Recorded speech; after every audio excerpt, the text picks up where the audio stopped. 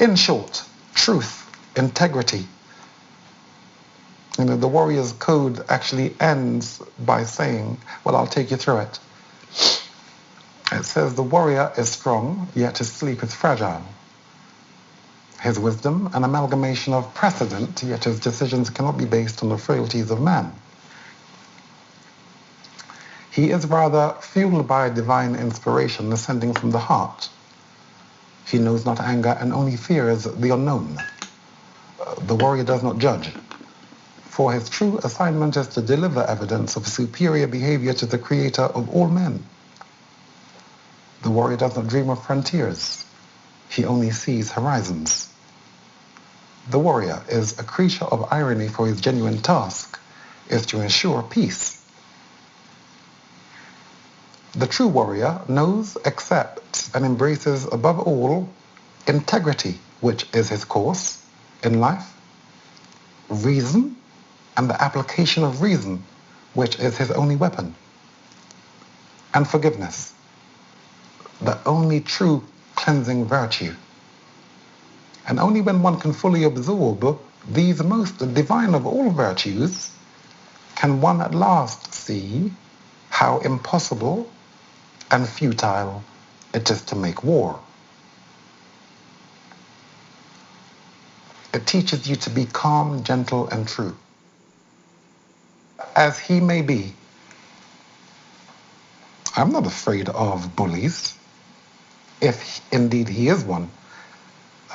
Certainly if he's not, he should explain his point of understanding. The pale blue dot.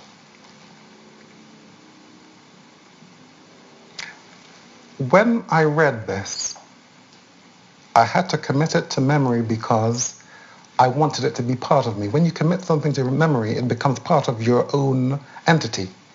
You start walking a particular way. You start talking a particular way. It makes you a better person.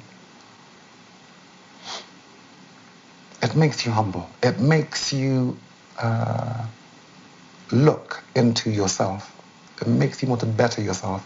It makes you want to be kinder. It makes you want to be more responsible. It makes you want to actually display more manners.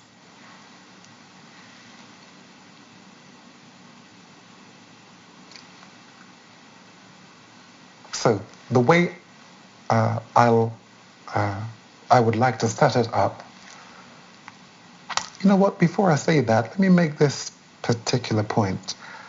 However intelligent, however much information he may have amassed about the earth, oil, economics,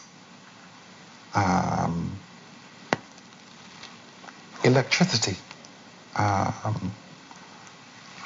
the constellation, math, history, however much he may have amassed in terms of information, how much can you possibly know to speak like this? You can't lean on your own understanding, and the elders tell us one shouldn't lean on their own understanding. After all, what do you know? You're just one human. But let's say he had amassed more information than anyone, in history. Let's say he had amassed as much as anyone, as much as you could go onto a computer and find out. The pale blue dot makes reference to someone like him because whatever you have amassed is only about this particular dot. And there are hundreds of thousands of millions of these dots, planets. So, when I'm putting across this wonderful philosophy that I so wish, I so hope, and I so imagine that Carl Sagan tried to get across to the public. If politicians or the people who have control of our pale blue dot, the earth, if they could hear this, it would push them and motivate them to looking after the planet, the people on the planet. It forces you. Let me start and go through it. So I usually always say, in fact, if you imagine you're looking at a star, now imagine you are sitting on that star or standing on that star. That star may be 6 billion miles away, and you're looking back across the cosmos, and you're looking at the pale blue dot, and again, the hundreds of thousands of millions of other dots around it. So it would start and it would say, look again at that dot. That's here, that's home, that's us. Right. And I think... On it, can I? Yeah, please, of course. It's going to take a few minutes. Yeah. So it says, look again at that dot. That's here, that's home, that's us. On it, everyone you love, everyone you know, everyone you have heard of, every human being that ever was lived out their lives. The aggregate of our joy and suffering, thousands of confident religions, ideologies, and economic doctrines. Every hunter and forager, every hero and every coward, every creator and destroyer of civilization, every king and every peasant, every young couple in love, every mother and father, hopeful child, inventor and explorer, every teacher of morals, every corrupt politician, every superstar, every supreme leader, every saint and every sinner in the history of our species lived there on a mote of dust, suspended in a sunbeam. The earth is a very small stage in a vast cosmic arena. Think of the rivers of blood spilled by all those generals and emperors so that in glory and triumph they could become the momentary masters of a fraction of a dot.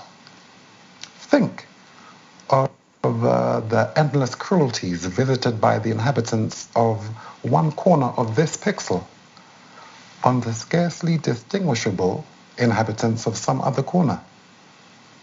How frequent their misunderstandings. How eager they are to kill one another. This is why you are against war. How fervent their hatreds. Our posturings, our imagined self-importance, the delusion that we have some privileged position in the universe are challenged by this point of pale light. Our planet is but a lonely speck in the great enveloping cosmic dark. In our obscurity, in all of this vastness, there is no hint that help will come from elsewhere to save us from ourselves. The Earth is the only world known so far to harbor life. There is nowhere else, at least in the near future, to which our species could migrate. Visit, yes. Settle. Not yet. Like it or not, for the moment, the Earth is where we make our stand. It has been said that astronomy is a humbling and character-building experience. There is perhaps no better demonstration of the folly of human conceits than this distant image of our tiny world. To me, to us, there should be a responsibility to deal more kindly with one another and to preserve, protect and cherish the pale blue dot, our Earth, the only home we've ever known.